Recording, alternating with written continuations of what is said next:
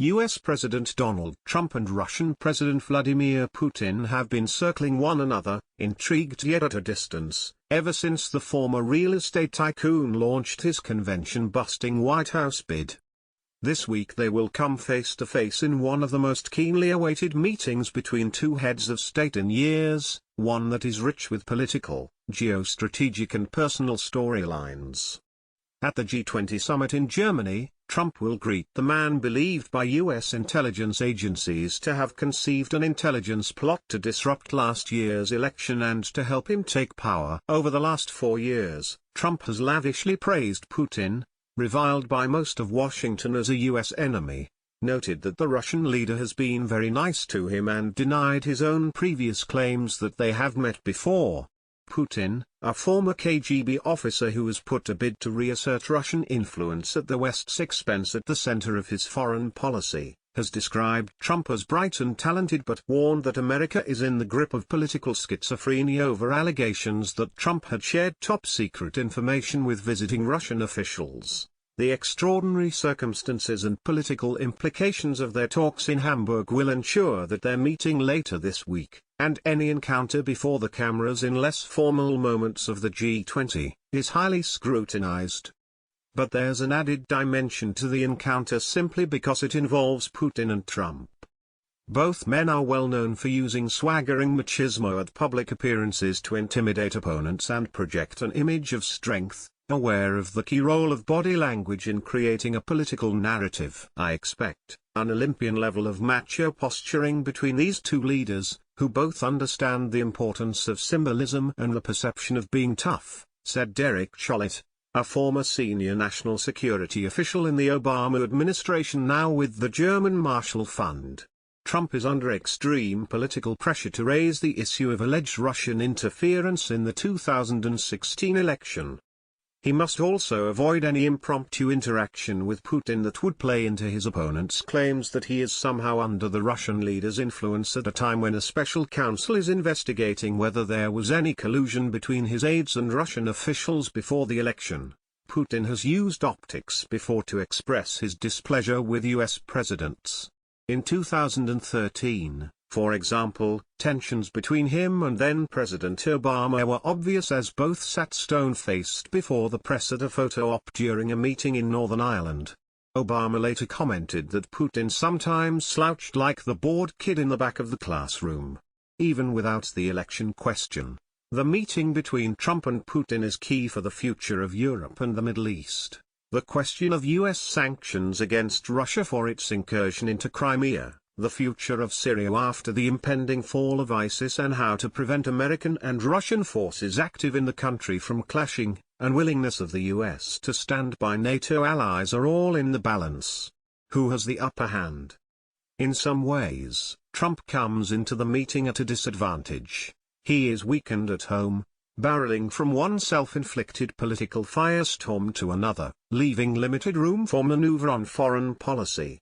Putin, who doesn't have to worry about the checks and balances on power constraining Trump, has established himself as a major world force, expertly playing a weak hand to reassert Russia's influence in Europe and the Middle East, while he exploits fissures in the transatlantic relationship. Any public grandstanding between the two leaders will grab the headlines. But the talks have a crucial strategic purpose, since they take place with relations between Russia and the United States in their most dangerous state since the Cold War. Both men have an obligation to try to halt an alarming trajectory that has their nations brushing up against each other on opposite sides of Syria's civil war, at odds over NATO expansion, and maneuvering troops, ships and planes in dangerous proximity in Europe and the Baltic, with the potential for miscalculation and escalation a daily threat.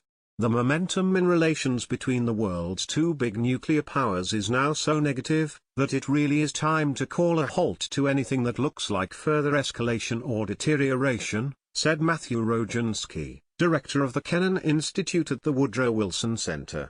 That's really only possible at the presidential level, he added. Better relations with Russia. Is it possible?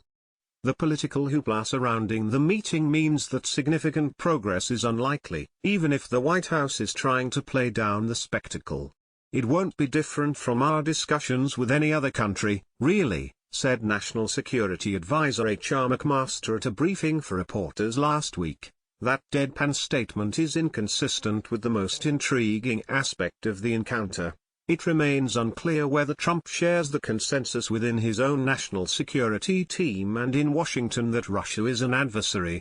Although he said in January that "I think it was Russia" in reference to election meddling, Trump has more frequently dismissed the idea his aides colluded with Russia as a hoax perpetrated by Democrats and the fake news media dismayed at Hillary Clinton's defeat last November. Trump has also repeatedly called for improved ties with Russia. He is not the first president to do so. George W. Bush and Barack Obama came into office hoping to do the same, but found that competing national interests squelched their hopes of forging personal connections with their Russian counterparts. Trump also lavished personal praise on Putin, several times arguing he was a better leader than Obama. "I would love to be able to get along with Russia," Trump said during a news conference in February. For U.S. observers, the big question is whether Trump will use the meeting to complain about election interference. A failure to do so would be a political loser at home, since critics will charge him with abdicating his responsibility to preserve the integrity of American democracy. But both McMaster and Trump's top economic advisor, Gary Cohn, punted last week. "There's no specific agenda. It's really going to be whatever the president wants to talk about," said McMaster. The White House's refusal to offer details of the format of the meeting reflects its political sensitivity. "We don't know if it will be a long bilateral meeting, or a shorter pull-aside at this stage. Those details haven't been set, so in part that format of that meeting will dictate what they discuss and how they discuss it," said Thomas Bossert, a White House Homeland Security advisor, on ABC's This Week Sunday. It is not even clear yet whether Trump and Putin will appear together before the cameras. The White House may want to avoid the kind of bad optics seen when the president was shown grinning with Russian Foreign Minister Sergei Lavrov and Ambassador Sergei Kislyak at an Oval Office meeting in May. But there's more than Trump's political hide at stake. U.S. allies also have a big stake in the talks, and Trump could choose to appease them in a way that could also help his own political plight before he meets Putin by making a strong statement of support for the Western alliance while he is in Poland before the G20. Trump dismayed European leaders by failing to reaffirm Article 5, NATO's mutual self-defense principle, while in Europe in May. Although he did so in a later White House press conference, suspicion about his motives is still rife. But a strong pro-NATO statement could make it clear to Putin that Trump's America can't be pushed around after the election interference episode. The president has the wherewithal and the willingness to deter President Putin from any more of this behavior, said former U.S. Assistant Secretary of State Jamie Rubin. That is why all this talk about NATO is so important.